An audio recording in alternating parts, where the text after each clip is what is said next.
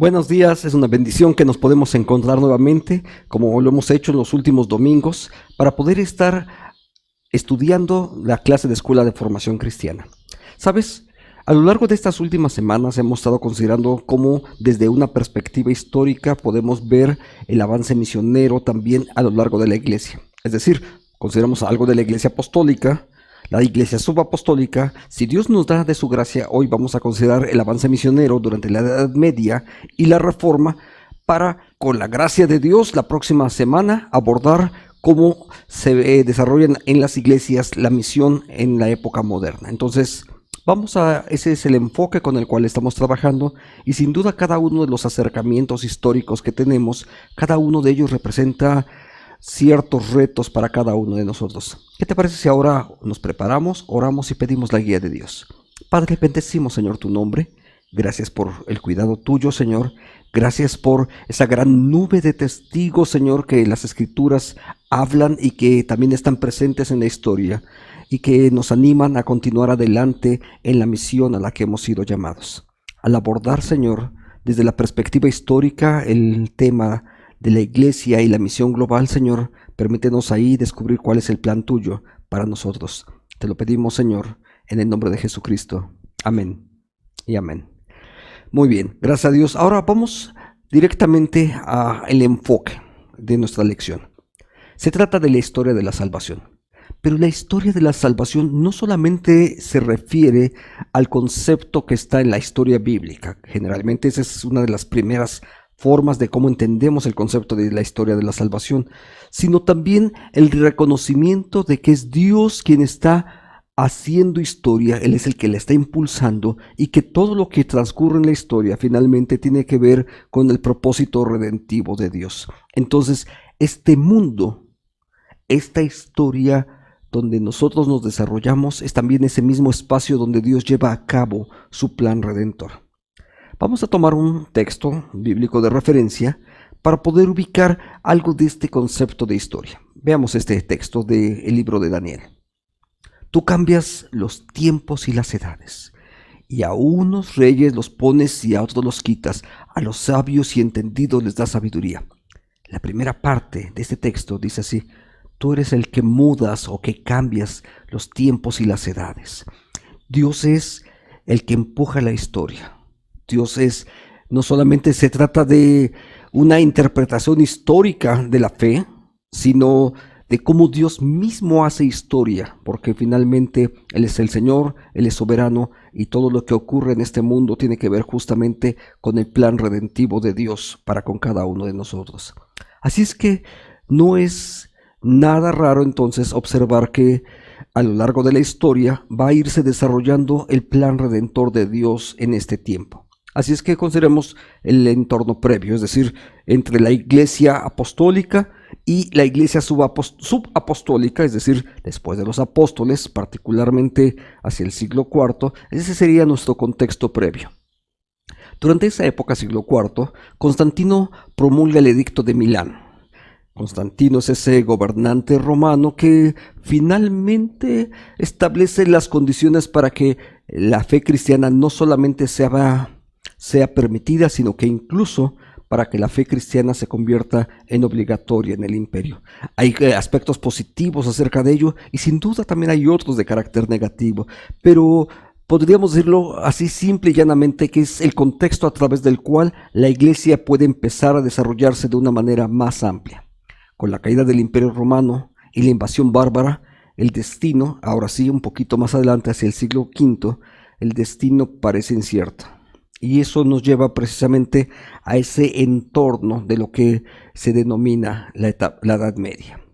Pero en medio de ello, en esos escenarios donde de pronto parece que el imperio romano, bajo el cual la iglesia primero fue perseguida, después fue tolerada, en algún momento hacia finales del siglo IV se convierte en una organización bajo el cuidado del Estado, y de pronto parece que todo el imperio se vuelve abajo. Hay invasiones de los bárbaros, o de los que ellos llamaban bárbaros, y cuando eso parece que se viene abajo y dices, bueno, ¿y ahora qué sigue? Lo que podemos observar es que Dios efectivamente sigue cumpliendo su plan, porque el proyecto de Dios no ha cambiado. Y es más, hace un rato yo decía que es Dios quien está impulsando la historia, y cada condición histórica por la que la iglesia va cruzando tiene que ver también con el plan redentivo y cómo Dios se manifiesta en medio de ese plan. Veamos este texto que seguramente nos va a ayudar a nosotros también. Sobre esta roca, dijo Jesús, edificaré mi iglesia, y las puertas del Hades no podrán vencerla. Esta verdad que está expresada en las Escrituras nos habla precisamente de que si bien eventualmente algunos hombres y mujeres podríamos sufrir no solamente persecución, sino en algunas ocasiones la muerte, porque eso es lo que históricamente ha ocurrido, también al mismo tiempo la iglesia de Dios permanece siempre activa.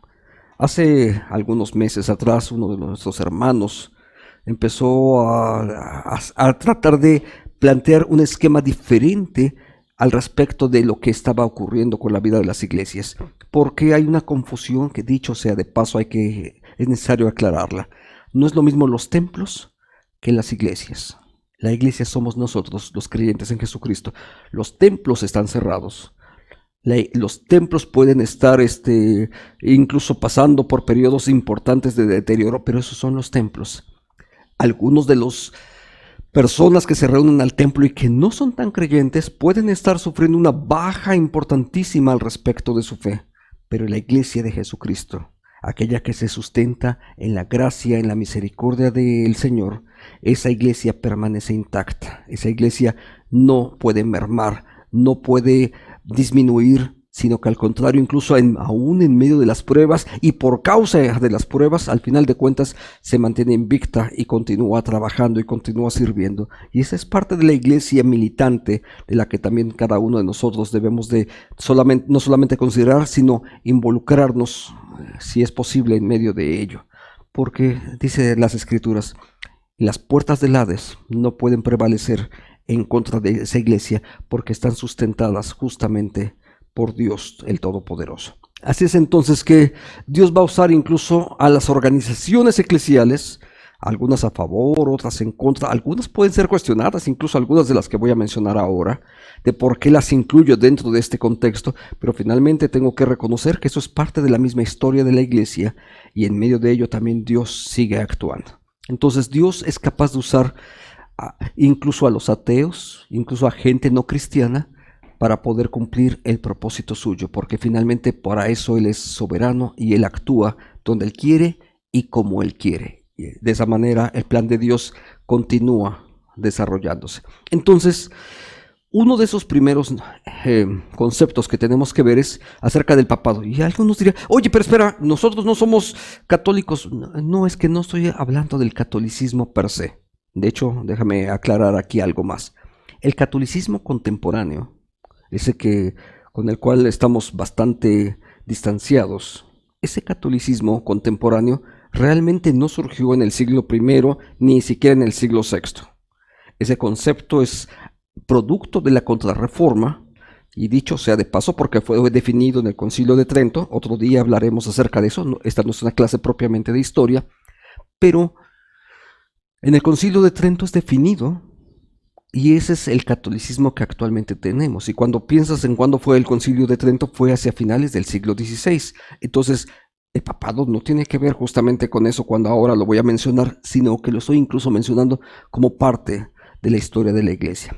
El obispo de Roma en aquella época, Gregorio Magno, se convierte en papa, donde sí tiene ya una primacía encima de los demás obispos en el año 590 después de Cristo. Y si puedo decirlo así, este sería el primer papa en ese sentido, lo cual incluso en el sentido histórico nos muestra con muchísima claridad que el papado no tiene que ver con Pedro, como tradicionalmente se dice, sino que este sería el primer papa propiamente dicho, aún reconocido así en la historia eclesiástica. Entonces, estamos hablando siglo VII prácticamente. Entonces, quiero que observes esto. Ahora, ¿qué es lo que él hace en ese entorno? Bajo su papado, la iglesia promovió con éxito la actividad misionera entre las tribus bárbaras de Europa, especialmente en Inglaterra. Para ellos, por supuesto, esos eran todavía tribus bárbaras. ¿Por qué? Porque no habían podido conquistarlas el Imperio Romano y sin embargo él empieza a trabajar particularmente en la evangelización. Ahora, algo que debemos de notar en este sentido es la importancia que tiene este fragmento de la historia. Los obispos de esa época justamente están enfocados en la evangelización, en las actividades misioneras, y para ello están enviando gente específicamente al norte de Europa y a Inglaterra porque son los lugares, si puedo decirlo así, no civilizados. No es que no existieran civilizaciones ahí, sino que no existían las civilizaciones del centro del Mediterráneo y que no tenían entonces ni los imperios que estaban en el centro de Europa el control acerca de esas regiones. Entonces ellos mandan como parte de ese evento también civilizador, también la actividad misionera para esos pueblos. Ahora, eso es aproximadamente en ese siglo. También las órdenes monásticas tuvieron un papel muy importante dentro de la evangelización. Los padres del desierto en el siglo IV, en Egipto y en Siria, tienen un papel importantísimo. ¿Sabes por qué? Porque de alguna manera en la incertidumbre que se está generando, quiero que recuerdes que esta es todavía una parte del periodo donde la iglesia en algunos lugares sigue siendo perseguida. En ese entorno, esos pequeños grupos monásticos se convierten en elementos donde se sigue viviendo la fe. Ahora, este es una parte importante porque esa fe y este monasticismo no tiene que ver con el monasticismo de 10 siglos después, de finales del siglo XIV y siglo XV. Ese es otro tipo de monasticismo. Esta parte de aquí es particularmente importante desde la perspectiva de la espiritualidad y ellos continúan trabajando en medio de ello. Uno de estos hombres, Benito de Nurcia, en 529, revoluciona el concepto al encarnar un ideal comunitario de algo que se va a rellamar la regla de Pida. O, si puedo decirlo en términos más eclesiásticos, ellos se convierten en el clero regular, es decir, el clero que se basa a partir de una regla. ¿Cuál regla? Entre otras cosas, el servicio, humildad, el trabajo misionero, evangelizador, todo eso tiene que ver justamente con el trabajo o con la regla de vida que adoptan justamente en estas comunidades eclesiásticas. ¿Cuál es el mensaje de ellos? Buscan extender el mensaje hacia tribus no alcanzadas. Entonces, empiezas a darte cuenta que a través de esas instituciones eclesiásticas sigue habiendo gente que piensa en el Evangelio y que están enfocados explícitamente para desarrollar la evangelización en más de un sitio. Ahora, ya en la etapa de la mitad del medievo, ahí hay también un avivamiento de esa cristiandad medieval. Y eso va a surgir porque particularmente para el 570 surge el Islam. Su rápido crecimiento, la difusión genera una actividad de avivamiento en la cristiandad. Y eso va, mientras que la cristiandad era, digamos, como que la religión oficial y demás, y no había como que mucha competencia porque eran una serie de tribus bárbaras a los que ellos denominaban. Sin embargo, el surgimiento del Islam, si puedo decirlo así, sí le va a generar una competencia a la cristiandad, y entonces empieza un poco ese celo por preservar la fe en contraste con el Islam. En algunas ocasiones lo va a lograr de una mejor manera, en otras no tanto. Entonces hay muchas respuestas que van a generarse en medio de esto. Así es que las respuestas fueron en algunas ocasiones el volver a la fe, pero en otras ocasiones se convirtieron en cruzadas, dicho sea de paso, en guerras santas que terminaron muy mal en muchos de los casos. Pero mientras algunos como cruzados iban y peleaban y asesinaban lamentablemente en el nombre de una fe, malentendida por supuesto, al menos desde nuestra perspectiva, mientras que ellos estaban en eso, otros se convirtieron en gente piadosa. Es cierto, en algún momento llegó a ser muy de carácter místico, pero finalmente tenían que ver con la fe cristiana, y debemos de recordar que también en este periodo la distribución de Biblias era muy escasa, pero ellos estaban ahí tratando de preservar su fe. Ahora, hacia el siglo XIII, ya la parte Malta del medievo, Francisco de Asís y sus frailes, la orden religiosa que él mismo funda, hicieron una labor intencional al organizar 3 viajes misioneros con el propósito de alcanzar a los musulmanes para Cristo. Entonces, estos llamados fraticellis, que en algún momento son hasta despreciados incluso por la iglesia oficial, desarrollan un papel muy importante porque tienen un acercamiento otra vez genuino, tratando de buscar desde las escrituras. Entiendo que también ahí hay una limitante para poder hablar estrictamente de un acercamiento bíblico, pero son las condiciones históricas también en las que ellos viven. Número 5. La caída de Constantinopla. Finalmente, el imperio romano ya no estaba en Roma, se ha trasladado a Bizancio y ahí en Constantinopla empieza a desarrollarse, pero finalmente cae. Al ser tomada Constantinopla en 1453, el comercio y el enlace cultural entre Asia y Europa se detienen. Si puedo decirlo así, la famosa ruta de la seda que comunicaba a Europa con China queda truncada precisamente por la caída de Constantinopla. Y cuando ese camino ya no es transitable porque ahora no tienen los europeos el control de esa zona, ¿qué es lo que ocurre? Bueno, justamente empiezan a buscar vías alternas. La búsqueda de más opciones al comercio abre posibilidades ahora a través de los viajes marítimos, particularmente hacia China, y tratando de llegar a la China, finalmente de una o de otra manera se topan con lo que hoy es denominada América. Y entonces esto empieza a generar otras posibilidades, porque también son posibilidades para poder evangelizar. En América Latina, mucho del clero europeo tratando de huir de una Europa contaminada, y no solamente el clero, sino también mucha gente, sabiendo la corrupción que para el siglo XV, XVI, el inicio del siglo XVI, sabiendo que todo eso estaba tan contaminado, al final de cuentas buscan nuevos espacios en donde poder vivir, y muchos de ellos migran hacia América, hacia lo que ahora es América Latina, no solamente personas, sino también clérigos. Y debemos de entender que la primera oleada incluso de clérigos que llega a México, frailes particularmente, esos frailes llegan con la intención clara de poder evangelizar hacia esta nuevo orden, nuevo mundo donde ellos ahora se encuentran. Entonces su enfoque es particularmente evangelizador, pero me refiero particularmente a la primera oleada de misioneros. Ahora, es muy diferente, en otro momento tendríamos que observarlo, a la oleada que llega hacia finales del siglo XVI, que llegan con una actitud totalmente diferente para conquistar y destruir. Ese es un entorno completamente distinto. Pero también hacia China y hacia Japón, hacia la India, muchos de esos proyectos que van en el comercio también buscan establecer iglesias en aquellos lugares, y se establecen en algunos lugares con más o menos éxito en distintos lugares, pero al final de cuentas sí hay una evangelización que están tratando de desarrollar en cada uno de esos lugares. Por supuesto, debemos de reconocer que hay limitantes sociales y culturales para mucho de lo que se estaba haciendo en ese momento, y quizás algunos de los conceptos de misión de aquella época difieren enormemente de los conceptos de misión que hoy en día nosotros estamos desarrollando.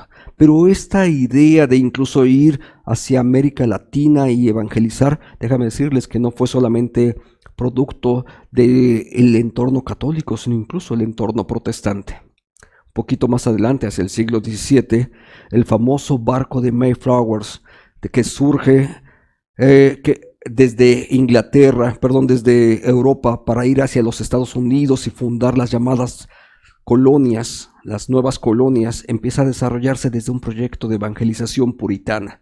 Pero eso es en el siglo XVII. Antes, muchos otros, calvinistas incluso, particularmente calvinistas, empiezan a desarrollar trabajos de evangelización hacia Brasil y hacia el Caribe. Hugonotes en la parte de Brasil y moravos en la parte del Caribe. Y algunos de esos proyectos aún continúan, precisamente por la iglesia morava que está en la región del Caribe. Entonces, tal vez no hemos escuchado mucho hablar de los moravos, pero forman parte de la misma tradición reformada a la que pertenecemos también los presbiterianos. Número 6. El Renacimiento. El Renacimiento implica una serie de cambios, por supuesto. Europa se ve envuelta en un regreso, en una búsqueda de volver otra vez a las fuentes, o como en aquella época se acostumbraba a decir, ad fontes. Y ad fontes era regresar al texto latino, al texto griego, y por supuesto cuando se habla de la Biblia, también se trataba de regresar al texto hebreo y griego, y no solamente en latín, sino particularmente a las fuentes, que era la dinámica de esa época. España en ese sentido se pone a la vanguardia produciendo algunas de las primeras versiones de la Biblia. Yo sé que de pronto hablamos de Martín Lutero en el texto alemán, por supuesto, y Tyndale en el inglés y demás. Sin embargo, antes de ellos, producto incluso de esos cambios que se están gestando allá desde 1492, desde ahí empieza a generarse la Biblia políglota, una Biblia que se produce en España para poder poner el texto en hebreo, en griego y en latín.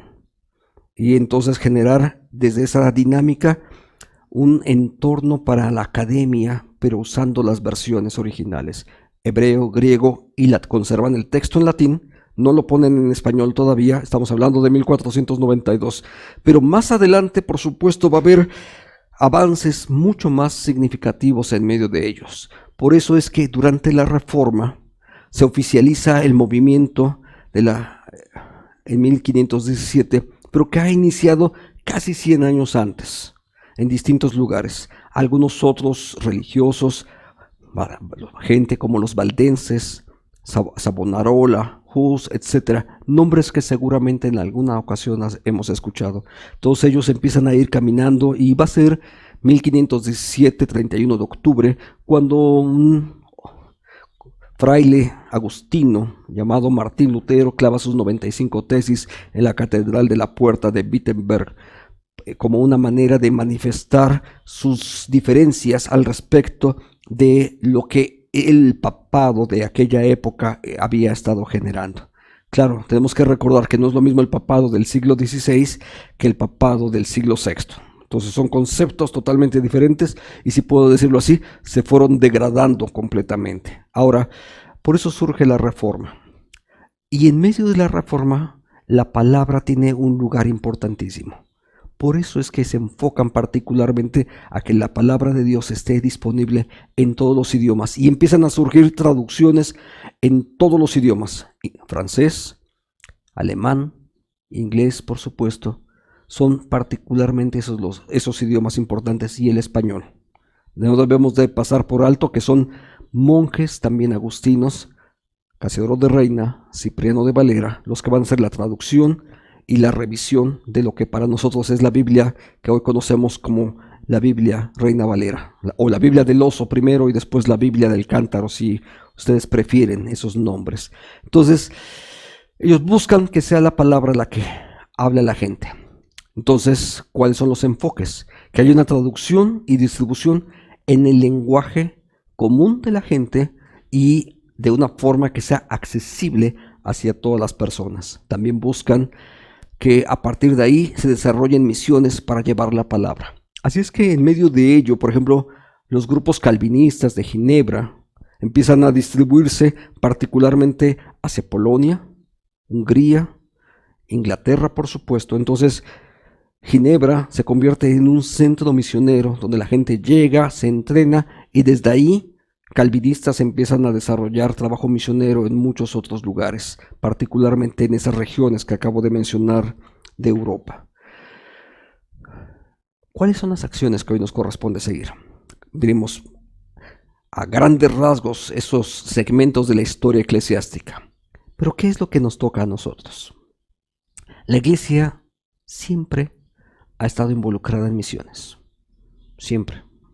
Desde el siglo I, porque recibieron la encomienda de parte de Jesús. Los apóstoles lo desarrollan y van y desarrollan a través del libro de los Hechos. Podremos ver ese acercamiento de cómo la Iglesia apostólica lo hace. La Iglesia subapostólica continúa aquel trabajo. Durante el medievo la iglesia sigue también estando en misiones y lo desarrolla de muy diversas maneras. Son muchos siglos de historia, son varios siglos de historia y solamente damos unas cuantas pinceladas acerca de esto, pero es notorio que la iglesia siempre ha estado involucrada en las misiones.